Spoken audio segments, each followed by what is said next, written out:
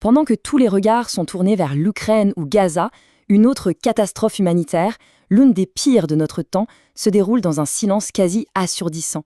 C'est la guerre civile au Soudan. 25%, ce n'est pas juste une statistique, c'est la part de la population soudanaise qui a dû fuir sa maison. Imaginez un quart de tout un pays jeté sur les routes. Ce chiffre, à lui seul, donne une idée de l'échelle de la tragédie. Pour bien comprendre ce conflit, qui est vraiment très complexe, on va décortiquer ça en 6 points. D'abord, pourquoi cette guerre est-elle si invisible? Ensuite, qui sont les deux généraux au cœur du conflit? On verra aussi comment leur finance la guerre, quelles sont les puissances étrangères impliquées, l'enjeu stratégique de la mer Rouge, et pour finir, la question la plus importante, qui paye vraiment le prix de tout ça? C'est un peu un classique tragique de l'actualité. Un conflit en chasse un autre.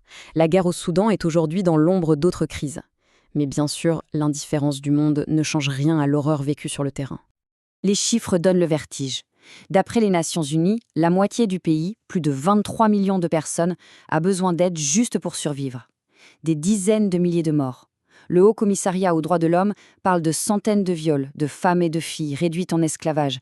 C'est une véritable descente aux enfers. Alors, comment en est-on arrivé là?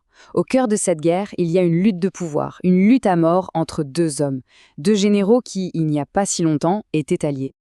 On a d'un côté le général Al-Bourhan, lui, il est à la tête de l'armée régulière du Soudan, les FAS, et de l'autre, le général Mohamed Hamdan Dagalo, que tout le monde appelle Hemeti.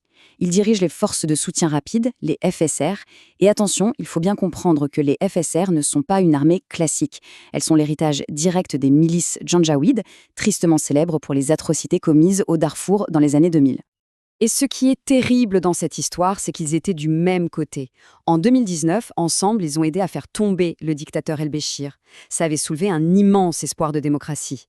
Mais cet espoir, ils l'ont eux-mêmes anéanti en octobre 2021 en menant un coup d'État militaire. Leur alliance de circonstances a fini par exploser en avril 2023, quand chacun a voulu le pouvoir pour lui tout seul. Forcément, une guerre de cette ampleur, ça coûte une fortune. Alors la question c'est, d'où vient l'argent? Eh bien, une grosse partie de la réponse se trouve juste sous les pieds des Soudanais.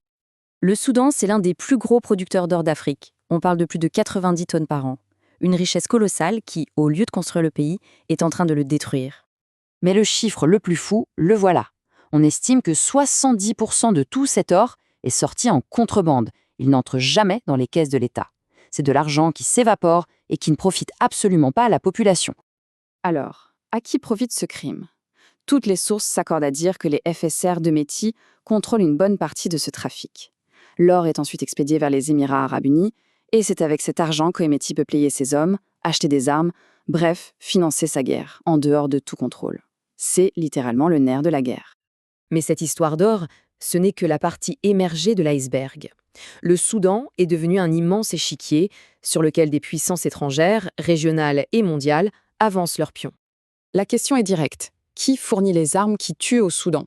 Et la réponse révèle des alliances internationales pour le moins compliquées. Pour simplifier, on a deux grands blocs. D'un côté, l'armée régulière d'Al-Bourhan, qui est soutenue par l'Égypte, mais aussi par l'Iran et la Turquie, des pays qui ont tendance à appuyer des mouvements liés à l'islam politique.